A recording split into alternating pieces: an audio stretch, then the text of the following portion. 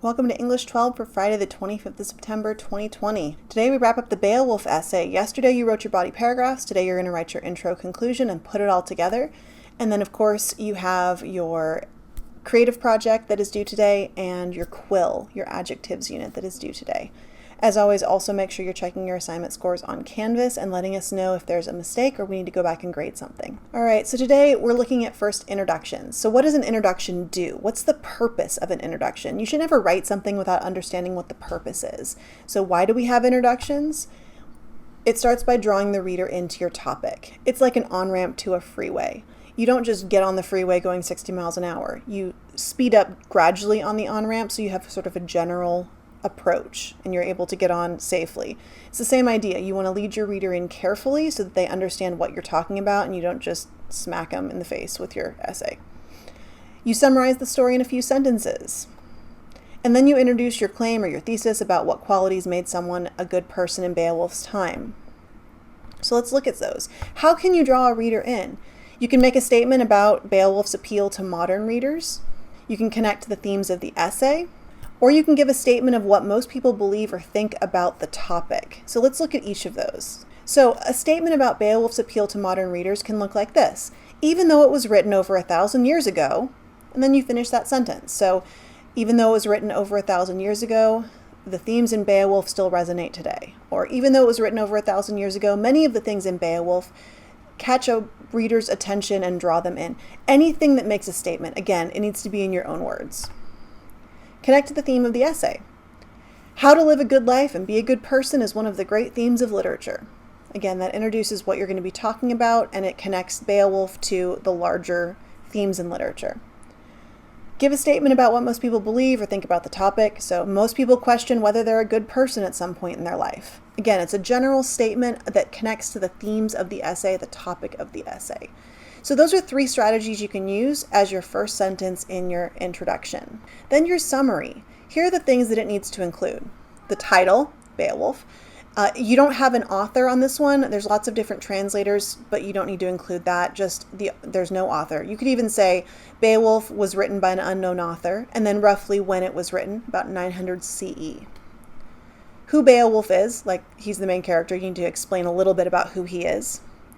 The rough outline of the 3 battles, so who he fights and what happens to him and them, and then what happens at the end of the story. And then your thesis statement.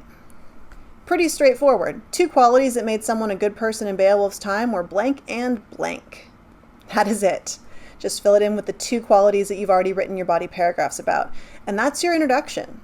So now what does a conclusion do? A conclusion is really the most important part of your essay other than the evidence that you're using to support your claims, because it's how you leave your reader and how you tie everything together.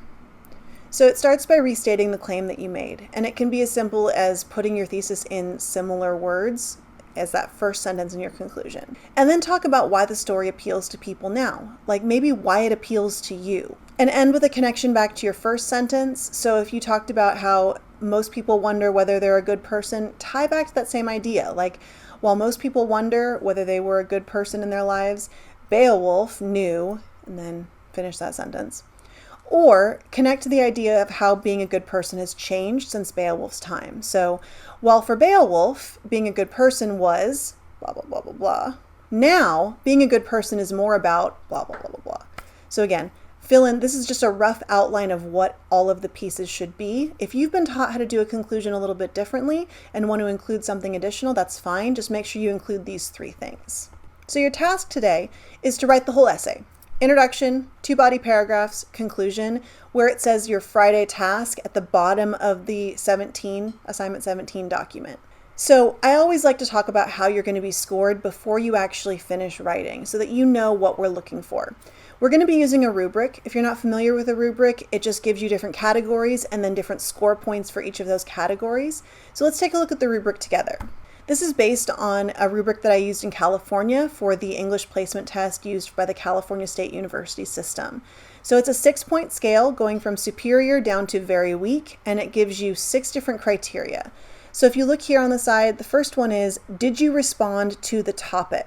And then it gives you 6 different score points within that. So a 6 would be you address the topic clearly. So you said what qualities made someone a good person, and you include all of the evidence and all of the other appropriate features of this essay. And then did you demonstrate an understanding in your use of Beowulf? So again, look at that 6. That's what you're trying to do. Quality and clarity of thought. Are you thoughtful and in depth in the way you explore the topics? Organization, development, and support. Is it coherently, does it go together well? Is it developed? Are the ideas supported by reasons and well-chosen examples? So if you use a quality but don't support it with examples that really prove that, that's going to move you down toward this side. Syntax and command of language. This is just, does it make sense together? Is it fluent? When you read it, do you have to stop and ask yourself, what are they trying to say, and reread portions of it? That's really what we're looking for there. And then the last one is grammar, usage, and mechanics. And note that the 6 is generally free from errors. That doesn't mean that we're going to knock you down if you have one error. Like, you can have errors and still get a 6. The question is, does it interfere with the meaning of the text? So as we're reading, do we get stuck in like, oh, I don't know what they meant here? That's what we're looking for. So each of these 6 categories, you'll get a score from 1 to 6. So that's how you're going to be scored. Make sure you read through and understand, and you're again aiming for this 6 in all of them. So just to look back at our overview document from week 6, we've done 2 assignments on Beowulf and the Dragon. You've done 7 activities in Quill on adjectives, and you have your creative project that's due today, as well as your essay, which needs to be finished today. That is going to conclude our study of Beowulf. We're going to move on next week to something brand new. I'm very excited to start that. So if you have any questions about the essay, if you need help, if you're struggling with it, if it doesn't make sense, please let us know. If there's something that we can do to help you otherwise, please again reach out. And other than that, please enjoy your weekend and stay safe. We'll see you on Monday.